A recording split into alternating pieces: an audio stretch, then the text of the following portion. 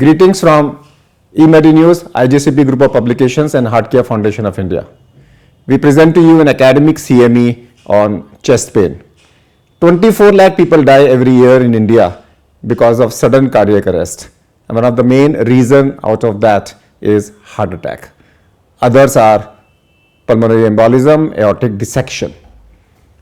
Out of these three, chest pain because of heart attack is the most common, and a nurse or a paraclinical worker or a general practitioner needs to know what is a cardiac pain, what is not a cardiac pain. There are few rules. Any chest pain of less than 30 seconds is not a heart pain. Any chest pain which can be pinpointed by a finger is not a heart pain. Heart pain is typically in the center of the chest, diffuse in nature, lasting more than 30 seconds, often more than 20 minutes if it is an acute heart attack, with a feeling of burning, compression, heaviness or pain, and that is what heart attack is. To know more about heart attack, what to do if there is a patient with heart attack, how to differentiate different types of conditions like heart attack, dissection and pulmonary embolism, and how to deal with acute chest pain, how to prevent mortality in acute chest pain.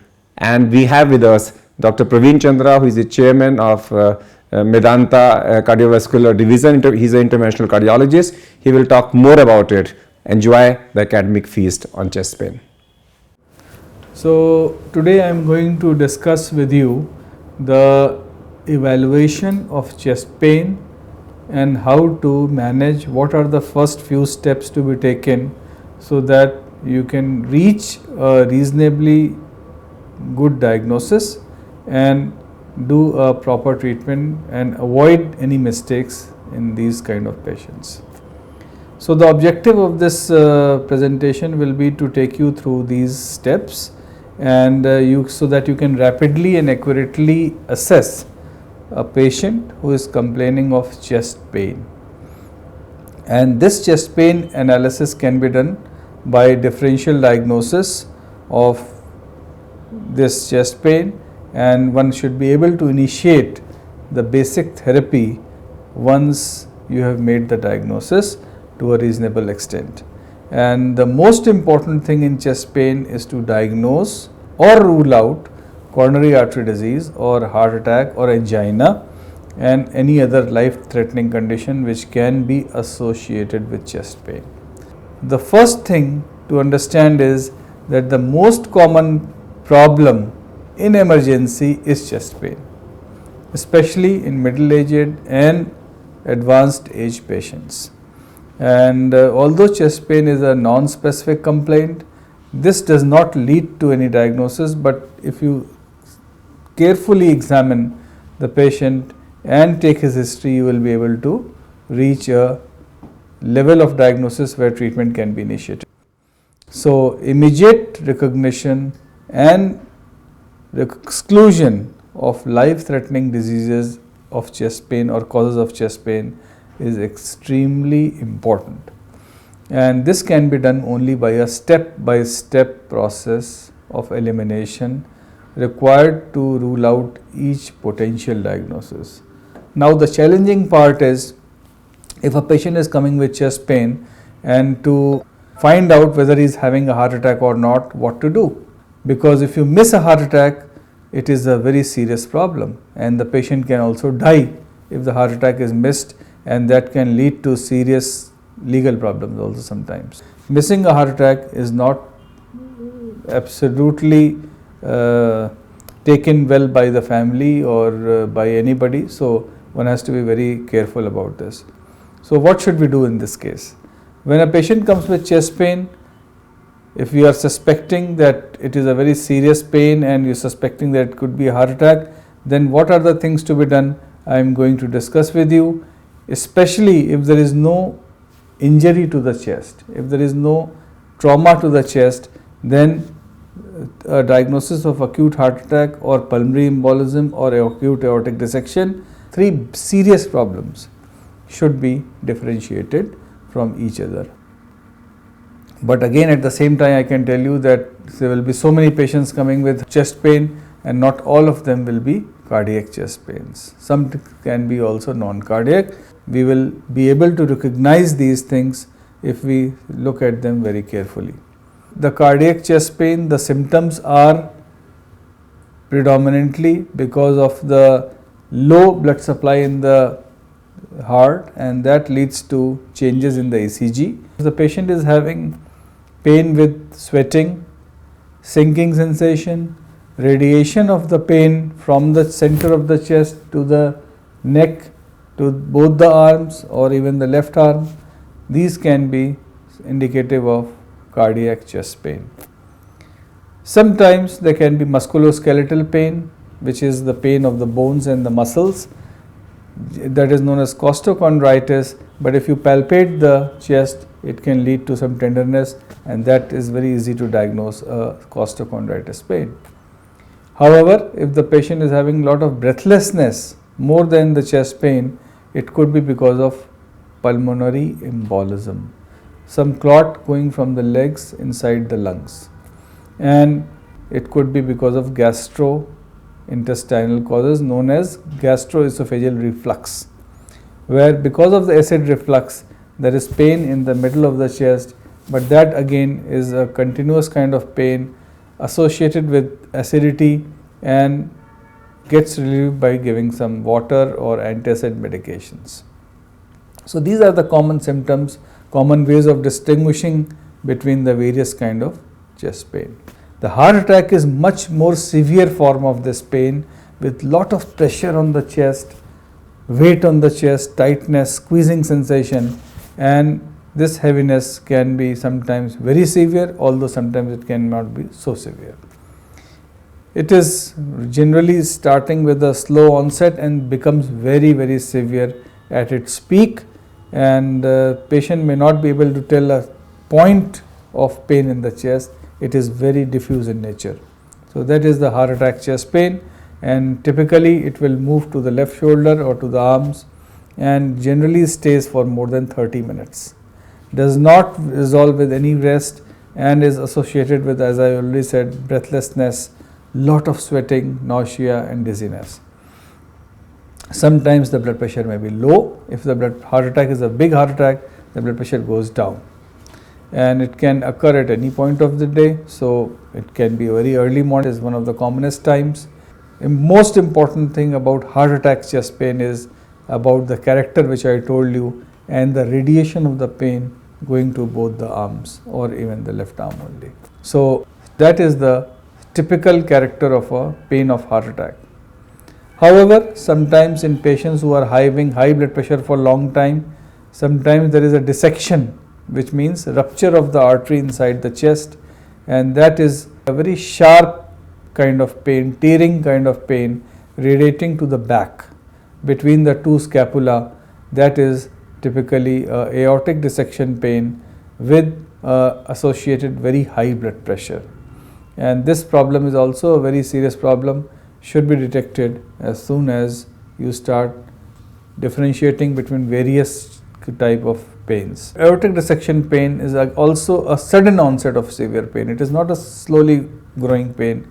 Suddenly there is a very severe pain, and the maximum intensity of the pain is at the starting point, whereas in the heart attack chest pain it is a gradual increase in pain. And generally in patients with aortic dissection there is difference in blood pressure of both the arms. That is sometimes very indicative of a aortic dissection.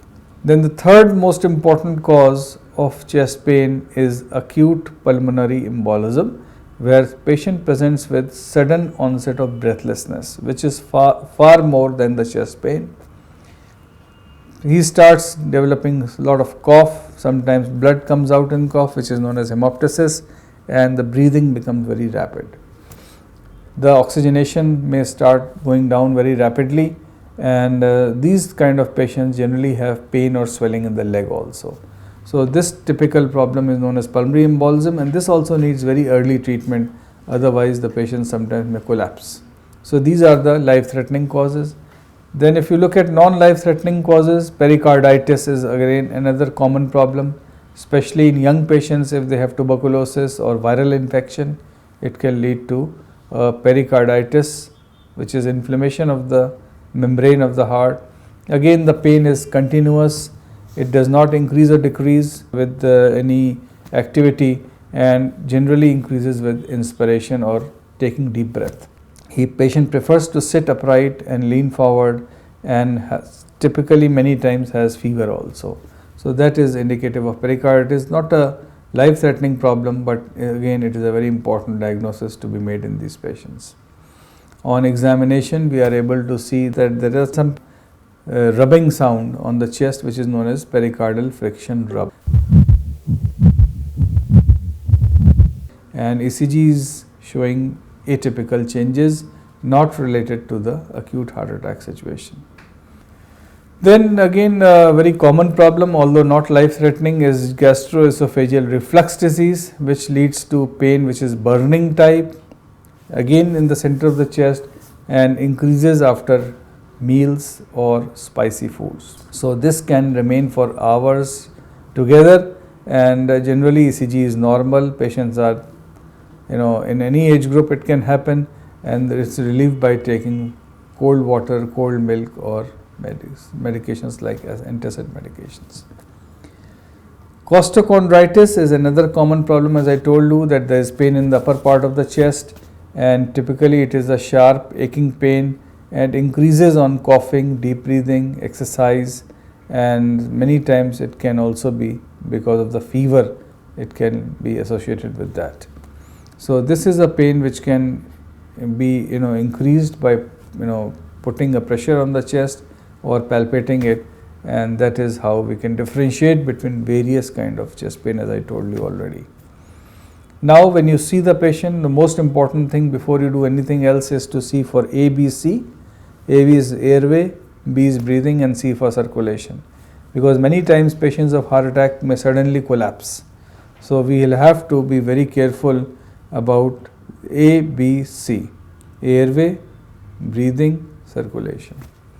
And if the airway is patent, if the patient is breathing very fast, the quality of breathing, all these things have to be assessed, and we have to respond to this problem if the circulation is sufficient or not, the pulse is okay or not, and these are the things which are very important to maintain basic hemodynamics of the patient, and we have to stabilize these patients if they are becoming sick. Immediately notify a physician or a cardiologist, and if no emergency processes or intervention is required, patient is stable, then perform examination of the patient by taking blood pressure and rest of the things. What is the test to be done? First of all, do a ECG has to be done, and this is the first investigation, should be done within 5 to 10 minutes of patient arrival. And on ECG, if it is assessed that there are changes, that means it is because of heart attack or angina. The ECG can be sometimes normal, and in the first 6 hours of heart attack, if the patient is still complaining of pain, repeat ECG should be done to rule out a heart attack. The ECG typically it shows if there is a heart attack is ST elevation, T inversions, or Q waves. And if you have a previous ECG, then you can compare, and it becomes very helpful to diagnose to acute event if the previous ECG and the present ECG can be compared.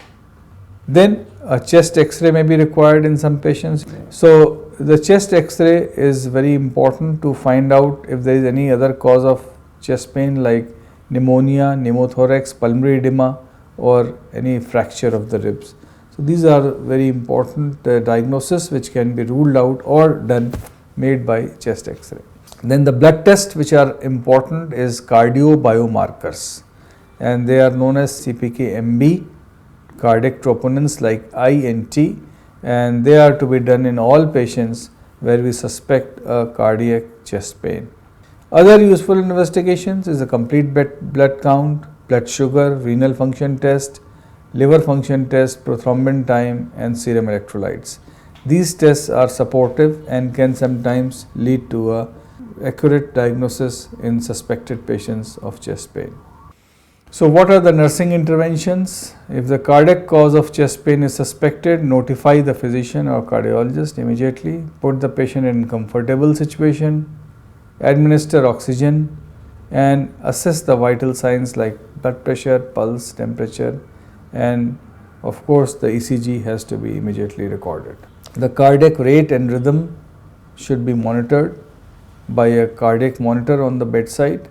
Start an intravenous line immediately because you may be required to give some important medications. Monitor the level of consciousness of the patient, including vital signs, take blood samples, monitor lab test results and blood sugar. Regularly monitor the patient for signs of deterioration or improvement, because then you may have to take some important steps, and that will help in treating such kind of patients.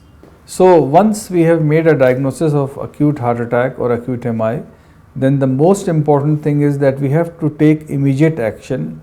So what is the time frame? That the ECG should have been done in the first 5 minutes. If the patient is ready and if the hospital is ready, the setup is ready for primary angioplasty or immediate angioplasty, it should be done between 60 to 90 minutes of patient arrival. However, if it is not possible to do that, then streptokinase or tenecteplase injection should be given within the first 30 minutes of patient arrival and diagnosis of acute heart attack. So that is the time frame which helps in saving more lives in a patient of heart attack. What are the medications we have to give in a patient of suspected heart attack? We have to give aspirin 325 milligram dissolved in half or maybe a glass of water immediately, and tablet of clopidogrel 75 milligrams, about 6 to 8 tablets immediately has to be given so that the patient can be treated as soon as possible. So to summarize, chest pain is a very common complaint but has many differential diagnoses. It's a life-threatening cause of chest pain. It should be rapidly ruled out first. Careful history taking, physical examination and diagnostic tests like ECG, blood test, chest X-ray are helpful in reaching an accurate diagnosis. But many times still you are stuck, you should ask for help. Ask for your seniors to come in or discuss with them to help you make an accurate diagnosis. Thank you.